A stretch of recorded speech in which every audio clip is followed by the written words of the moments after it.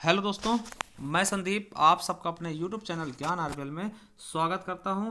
देखिए ये हमारे पास है 19 तारीख की यानी 19 दिसंबर 2020 का पेपर है दोस्तों। सेकंड शिफ्ट का सेकंड शिफ्ट का हमने फर्स्ट शिफ्ट का भी डाल दिया था और फिर दूसरे मीटिंग यानी 20 तारीख के भी फर्स्ट शिफ्ट का हमने डाल दिया। तो इस सेकंड शिफ्ट का पेपर बचा हुआ था 19 तारीख का, तो जिसे हम सॉल्व करेंगे। इसकी हिंदी हम देखते हैं किस प्रकार से हिंदी पूछी गई थी दोस्तों। टोटल 37 क्वेश्चन आए थे और हिंदी बहुत ही अच्छी पूछी गई थी। चलिए शुरू करते हैं बिना किसी देरी के हिंदी वाले पार्ट को। ठीक है, तो चलिए देखते हैं। देखिए पहला क्वेश्चन आया है स्त्रीलिंग पुल्लिंग से।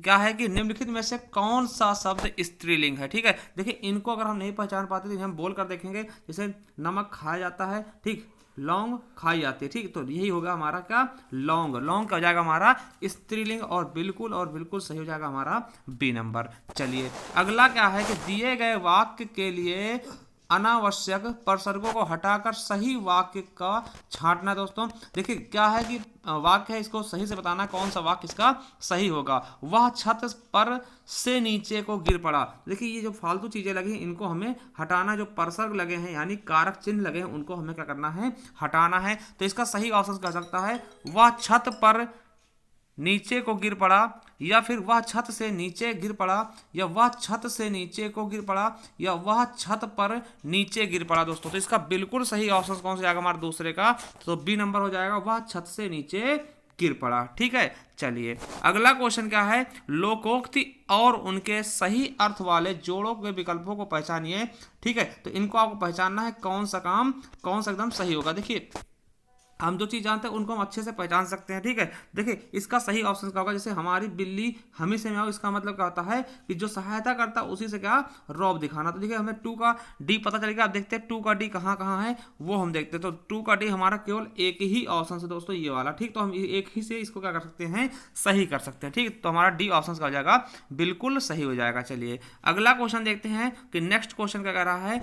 ठीक है, देखिए अगला क्वेश्चन हमारा है कि निम्नलिखित में से पुष्टि मार्गीय भक्ति संप्रदाय की स्थापना किसने की। तो रामानुजाचार्य, विठलनाथ, या सूरदास, या फिर वल्लभाचार्य। तो इसका बिल्कुल सही ऑप्शन कौन सा जाएगा हमारा, डी नंबर। कौन, वल्लभाचार्य। और वल्लभाचार्य कौन थे दोस्तों, तो सूरदास से क्या थे, गुरु थे। ठीक है, और इन्हें जो सूरदास है दोस्तों ये पुष्टि मार्ग के जो कवि हैं दोस्तों, ठीक, उनमें ये भी गिने जाते हैं। ठीक, तो हमारा सही ऑप्शन इसका क्या हो जाएगा, हमारा बिल्कुल सही ऑप्शन का हो जाएगा वल्लभाचार्य, जो कि इनके गुरु हैं सूरदास के। ठीक है, चलिए अगला है बहुत बढ़ा चढ़ाकर कही गई उक्ति को क्या बोलते हैं। आपको पता होगा कि जिस चीज को किसी चीज को बढ़ा चढ़ा कहा जाए दोस्तों उसे क्या बोलते हैं, अतिशयोक्ति। और ये हमारा क्या होता है, अलंकार भी होता है जहां पर किसी चीज को बढ़ा चढ़ा के बोला जाता है। ठीक है, चलिए अब देखिए अवैतनिक क्या होता है, बिना वेतन का। ठीक, तो हमारा बिल्कुल सही हो जाएगा डी नंबर। चलिए अगला है कि त्रिलोचन शास्त्री को हिंदी अकादमी का सलाका सम्मान कब प्रदान किया गया।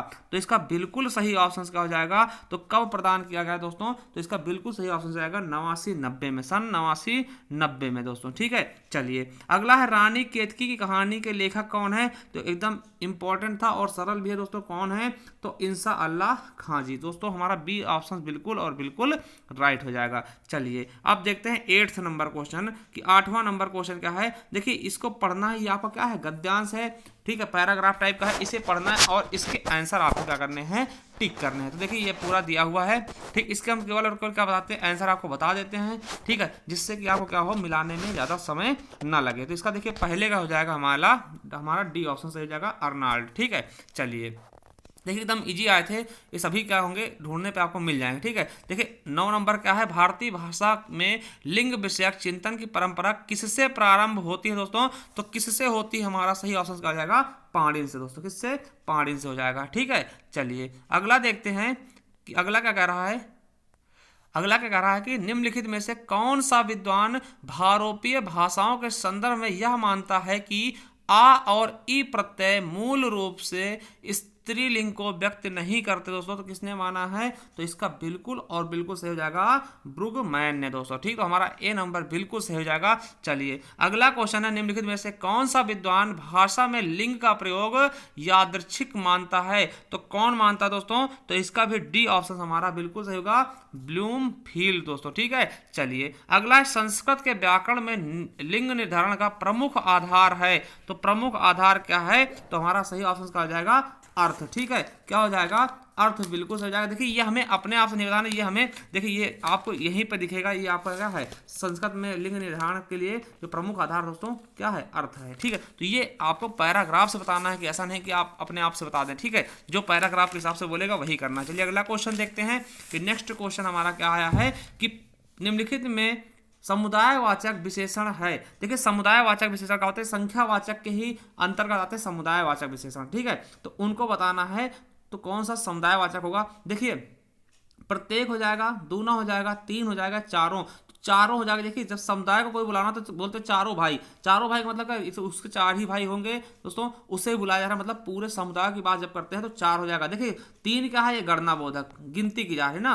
और देखिए दुगुना, तिगुना, चौगुना है ना, ये सब क्या होते हैं? आवर्त। ठीक है, जब गुना लग जाता है तो दूना, तीना है ना, या फिर चौगुना, तो ये क्या होते हैं? ये आवृत्ति बोधक के होते हैं। और प्रत्येक ये पूरा क्या होता है? प्रत्येक बोधक का। ठीक, तो याद रखेंगे प्रत्येक बोधक का हो गया। ठीक है, और ये दूना क्या है? आपका आवृत्ति होगा। और तीन, चार, पांच क्या है? गणना बोधक होगा। और चारों यही हमारा क्या हो जाएगा? समुदाय बोधक। तो बिल्कुल सही ऑप्शन क्या हो जाएगा हमारा? D number. चलिए अगला है रस से भरा। देखिए रस से भरा विग्रह का सामासिक पद निम्नलिखित में से कौन सा है दोस्तों? तो रस भरा, रस से भरा यानी करण तत्पुरुष है। क्या है? करण तत्पुरुष का उदाहरण है दोस्तों रस से भरा हुआ। ठीक है, चलिए अगला है निरंतरता बोधक संयुक्त क्रिया का उदाहरण कौन सा है? देखिए निरंतरता बोधक जो निरंतर चलती है दोस्तों उसकी बात करेंगे। निरंतरता बोधक और संयुक्त का होता है जो मतलब कि मिल के बनते। देखिए बरसना और रहता। ठीक, तो ये दोनों क्या है? मगर देखिए वह पानी, देखिए दे डालो, दे डालो मतलब दे देना, इसमें होगा नहीं निरंतरता। पानी बरसने लगा, तो ये देखिए ये भी कोई निरंतरता वाली बात नहीं। जो निरंतरता मतलब जो कार्य होता रहे, तो पानी जैसे ये क्या है? बरसता रहता है, तो बरसता रहता है मतलब निरंतर वो काम हो रहा है। तो हमारा सी ऑप्शन का होगा बिल्कुल और बिल्कुल राइट हो जाएगा। चलिए अगला क्वेश्चन है केंद्रीय हिंदी निदेशालय की स्थापना कब हुई? तो ये आपको पता होना चाहिए कब हुई थी। तो 1960 में दोस्तों। ठीक है, चलिए अगला क्वेश्चन है कि निम्नलिखित में से सही वाक्य को पहचानिए। ठीक है, पहला है कि दुश्मन ने गोले और तोपों से आक्रमण किया। ठीक है, तो पहला हो गया। दूसरा क्या कहता है? दुश्मन ने गोलों और तोपों से आक्रमण किया। तीसरा है दुश्मन ने गोला और तोप से आक्रमण किया। चौथा है दुश्मन ने गोले और तोपे से आक्रमण किया। तो दोस्तों हमारा बिल्कुल सही ऑप्शन क्या होगा? बी नंबर, दुश्मन ने गोलों और तोपों से आक्रमण किया। हमारा 17 का क्या हो जाएगा? बी नंबर, बिल्कुल सही। चलिए 18 नंबर क्वेश्चन देखते हैं दोस्तों कि 18 नंबर क्या कर रहा है? जिसके द्वारा कर्ता कोई काम करता है उसे क्या कहते हैं? तो जिसके द्वारा कोई कर्ता कोई काम करता है तो उसे क्या कहते हैं? तो उसे क्या कहते हैं हम? करण। क्या कहते हैं दोस्तों? करण हो जाएगा हमारा बिल्कुल सही ऑप्शन का जाएगा बी नंबर। करण से या के द्वारा, आपने देखा से भी होता है और के द्वारा भी होता है। तो कर्ता जिसके द्वारा काम करता है तो वही क्या होता है? करण हो जाएगा। ठीक है, संप्रदान क्या होता है आपको पता होगा। ठीक है, अपादान अलग के लिए होता है। ठीक है, तो ये चीजें याद रखेंगे और यहां से क्वेश्चन हर एक शिफ्ट में आए। ठीक है, अगला निम्नलिखित में से बहुवचन शब्द है। देखिए डिबिया का, डिबिया है नहीं, डिबिया का जाएगा डिबिया हो जाएगा। ठीक, हीरा एक वचन है, प्याला एक वचन है, मगर समाचार क्या होता है? ये बहुवचन होता है। जैसे समाचार हो गया, आंसू हो गया, ये सब क्या है दोस्तों? ये बहुवचन होते हैं। ठीक है, तो याद रखेंगे हमारा डी ऑप्शन बिल्कुल राइट होगा। अगला है नंददास इनमें से किस ग्रंथ के लेखक हैं? तो नंददास किस ग्रंथ के लेखक हैं? तो हमारा रस मंजरी, बिल्कुल सही हो जाएगा हमारा सी नंबर। ठीक है, तो 20 का क्या हो जाएगा हमारा? C number. चलिए अगला क्वेश्चन क्या है कि निम्नलिखित वाक्य में आए खाली स्थान के लिए सही शब्द चुनिए। पहला है कि क्या बताया गया है? उद्यमी कभी भी हाथ पर नहीं बैठते हैं। तो क्या हो जाएगा? हाथ पर सामान रखे या फिर पैर रखे, या हाथ धरे या फिर पैर धरे, पैर रखे। तो क्या हो जाएगा? उद्यमी कभी भी हाथ पर हाथ धरे नहीं बैठते हैं। तो अगर हाथ धरे हम रख देते हैं तो बिल्कुल सही ऑप्शन हो जाएगा। वे तो कुछ करके ही दिखाते। तो हमारा क्या हो जाएगा? सी नंबर बिल्कुल उपयुक्त हो जाएगा, उपयुक्त हो जाएगा इस सेंटेंस में फिट करने के लिए। चलिए अगला क्वेश्चन है कि निम्नलिखित में से कौन सी रचना नरोत्तम दास की है? तो कौन सी रचना जो है नरोत्तम दास की, इसके बारे में हमें बताना है दोस्तों। तो कौन सा हो जाएगा? सुदामा चरित है क्या? ये नरोत्तम दास की है दोस्तों। ठीक है, तो हमारा ए ऑप्शन सी का हो जाएगा बिल्कुल और बिल्कुल राइट हो जाएगा। चलिए अगला क्वेश्चन क्या है कि दिए गए पर्यायवाची शब्दों में से वाक्य में आए रिक्त स्थान पर कौन सा सही स्थान होगा दोस्तों? तो इस पे क्या होगा? यहाँ पर सही स्थान क्या भरा जाएगा? तिरंगा भारत का राष्ट्रीय क्या है? देखिए निशान है नहीं, पताका बोलते नहीं, चिन्ह बोलेंगे नहीं, क्या है? हमारा ध्वज है। क्या है? राष्ट्रीय ध्वज है तिरंगा। ये आपको पता होना चाहिए। ठीक है, तो हमारा डी ऑप्शन बिल्कुल होगा। ठीक, ये देखिए एकदम आसान क्वेश्चन पूछे गए हैं, कोई कोई क्वेश्चन एकदम बिल्कुल आसान। देखिए अगला है, निम्नलिखित वाक्य में आए खाली स्थानों के लिए सही विकल्प को चुनना है। माँ ने बाजार से जलेबियां खरीदी होना चाहिए था। ठीक है, तो ये गलत हो जाएगा, खरीदे है दोस्तों। यहाँ पर साड़ियां खरीदी, एक छाता खरीदा। ठीक है, बहुत कुछ खरीदे। ठीक, माँ ने बाजार से बहुत कुछ खरीदे, तो हमारा बिल्कुल ऑप्शन सही कौन सा बैठ रहा है, डी नंबर। देखिए थोड़ा थोड़ा सा डिफरेंट है, इसलिए आपको थोड़ा सा समझ के करना। ठीक, अगला है, निम्नलिखित में से सही वाक्य की पहचान कीजिए। वह देर में सोकर उठता है, या वह देर के साथ सोकर उठता है, या फिर वह देर तक सोकर उठता है, या वह देर को सोकर उठता है। तो बिल्कुल सही ऑप्शन क्या होगा, वह देर तक सोकर उठता है दोस्तों। ठीक है, तो हमारा क्या हो जाएगा, सी नंबर एकदम से राइट हो जाएगा। ठीक है, 25 का सी नंबर। चलिए अगला देखते हैं, 26 नंबर का कहता है कि निम्नलिखित में से पुल्लिंग शब्द है। तो पुल्लिंग शब्द क्या है, गिलहरी, कोयल, खटमल या मक्खी।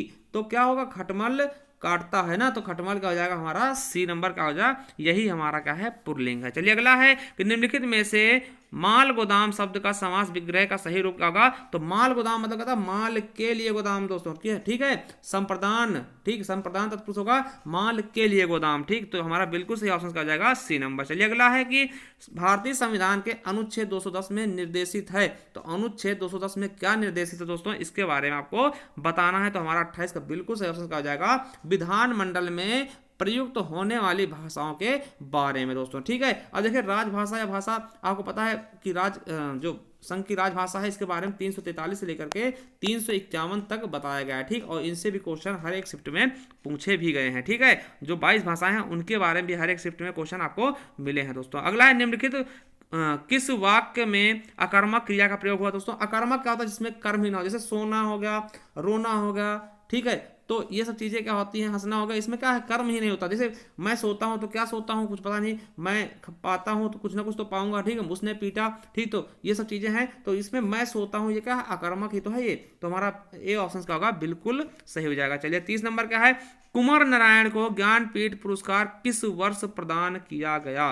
तो इसका बिल्कुल सही ऑप्शन क्या हो जाएगा, 2005 में। ठीक है, देखिए अगर ये बात करता है कि हिंदी में अब तक कितने लोगों को ज्ञानपीठ पुरस्कार दिया गया है, तो टोटल 11 हो गए दोस्तों। कितने, 11। और सबसे अंतिम कौन है, तो आपको बताना होगा कृष्णा सोबती जी को। क्या, कृष्णा सोबती जी को सबसे अंतिम ज्ञानपीठ पुरस्कार हिंदी का दिया गया है दोस्तों। ठीक है, तो ये याद रखेंगे, इंपॉर्टेंट है। ठीक है, चलिए अगला क्वेश्चन हम देखते हैं कि नेक्स्ट क्वेश्चन क्या कहता है, हिंदी अकादमी सलाहकार सम्मान की राशि कितनी है। तो आपको बता दें कितनी राशि दी जाती है, तो 5 लाख रुपए। कितना दोस्तों, 5 लाख रुपए दी जाती है। ठीक है, चलिए अगला है, निम्नलिखित में से कौन सा गुणवाचक विशेषण नहीं है दोस्तों। देखिए सच्ची बात, तो बात की क्या है, विशेषता बतला रहा है, यानी ये गुड़ हो गई, सच्ची क्या है, गुड़ है। गोल आंखें, तो आंखों की विशेषता क्या है, गोल है। रंग का विशेषता क्या है, गुलाबी है। तो ये क्या है, गुड़ तो बता रहे हैं उनके, मगर मनो अनाज ये हमारा गुणवाचक विशेषण नहीं है। तो हमारा बिल्कुल सही ऑप्शन का हो जाएगा बी नंबर, एकदम राइट हो जाएगा दोस्तों। ठीक है, चलिए कोई आया था वाक्य में कौन सा सर्वनाम का भेद प्रयोग हुआ दोस्तों। अब देखिए कोई आया था, इसको हम क्या बता सकते हैं, तो कोई क्या है, अनिश्चयवाचक है। ठीक है, अनिश्चयवाचक है, निजवाचक है, प्रश्नवाचक है। तो ये आपको बताना है। देखिए यहाँ पे प्रश्नवाचक का चिन्ह नहीं है, इसलिए यहाँ पे क्या हो जाएगा, अनिश्चयवाचक। कोई आया था, हमें पता नहीं कौन आया था, इसके बारे में हमें बिल्कुल भी पता नहीं है दोस्तों। ठीक है, तो कोई आया था क्या हो जाएगा हमारा, अनिश्चयवाचक। ठीक है, चलिए अगला है, सन 1968 में किस साहित्यकार को ज्ञानपीठ पुरस्कार दिया गया। क्या, ज्ञानपीठ पुरस्कार दिया गया 1968 में। तो हिंदी का ये पहला ज्ञानपीठ पुरस्कार था। किसे दिया गया, ये आपको पता होना चाहिए, सुमित्रा नंदन पंत जी को। किसके लिए, तो चिदम्बरा के लिए दोस्तों। क्या, चिदम्बरा रचना के लिए पहला ज्ञानपीठ पुरस्कार किसको दिया, सुमित्रा नंदन पंत। और यही हमारा क्या हो जाएगा, सही आंसर। उसके बाद दिनकर जी को दिया गया किसके लिए, उर्वशी के लिए। ठीक है, और अज्ञे जी को दिया गया है किसके लिए, कितनी नाव में कितनी बार के लिए। ठीक है, कितनी नाव में कितनी बार के लिए। और महादेवी वर्मा को दिया गया है यामा के लिए। तो ये सभी चीजें 4 ही रचनाएं हैं दोस्तों हिंदी के, जिनके लिए ज्ञानपीठ पुरस्कार मिला है। बाकी उसके बाद सब पूरे साहित्य के योगदान के लिए दिया जाने लगा था, इसलिए इनको हम याद रखेंगे। चलिए 35 नंबर क्वेश्चन देखते हैं क्या कह रहा हमारा। देखिए लोकोक्ति और उनके सही अर्थ वाले जोड़े को विकल्प को क्या करना है, पहचानना है दोस्तों। ठीक है, देखिए गंगा गए गंगादास, जमुना गए जमुनादास, यानी सिद्धांतहीन व्यक्ति हो जाएगा। खिसियानी बिल्ली खंभा नोचे, मतलब दूसरे पर क्या, अपनी असफलता का खींचना। तो हमारा ये हो जाएगा सही। ठीक, तो ए का बी और बी का ए। ठीक, 1 का ए, 1 का बी और बी का ए। ठीक, 2 का ए, तो हमारा सही ऑप्शन क्या जा रहा, 1 का बी और 2 का ए। तो ये देखिए हमारा यही ऑप्शन सही जा रहा है। ठीक है, तो हमारा बिल्कुल सही हो जाएगा ये। चलिए अगला है, माँ की बहन संबंध को बताने वाला एक सार्थक शब्द का। आपको पता है माँ की बहन कौन होती है, मौसी होती है। क्या होती है दोस्तों, मौसी होती है माँ की बहन। तो एकदम सिंपल सा क्वेश्चन आ गया रिश्ते नाते वाला। ठीक है, अगला है, निम्नलिखित में से कौन सा कामदेव का पर्यायवाची शब्द नहीं है। देखिए मनोज बिल्कुल है, अनंग बिल्कुल है, मथमन मनमथ ये भी बिल्कुल है, निलय किसका है, ये घर का होता है, निलय आलय है ना, साला, ये सब किसके होते हैं, घर के होते हैं। तो ये बिल्कुल सही हो जाएगा हमारा डी नंबर। देखिए अगर आपको वीडियो अच्छी लगी दोस्तों तो लाइक कर देना, सब्सक्राइब कर लेना चैनल को, क्योंकि इसी प्रकार के हम सारे वीडियो आपके लिए लाते रहेंगे। और कुछ ही समय में हमारी क्या होगी, हम एनटीपीसी के लिए भी क्लासेज स्टार्ट करने वाले हैं दोस्तों। ठीक, अगर आप लोग तैयार हैं साइंस के लिए तो आप लोग हमें बताइएगा कमेंट करके। ठीक है, और हम क्या करना है, हमने एक कम्युनिटी टैब पे डाला है। ठीक है, उस पर आप लोग वोट करिएगा कि आपने कितने से कितने बीच में क्वेश्चन सही किया। और देखिए थोड़ा सही आइडिया दीजिएगा जिसके हिसाब से हम क्या आपके लिए ये मेरिट लिस्ट वाला सिस्टम ला सके कि हाँ कितनी मेरिट इसकी जा सकती है दोस्तों। थैंक यू, धन्यवाद।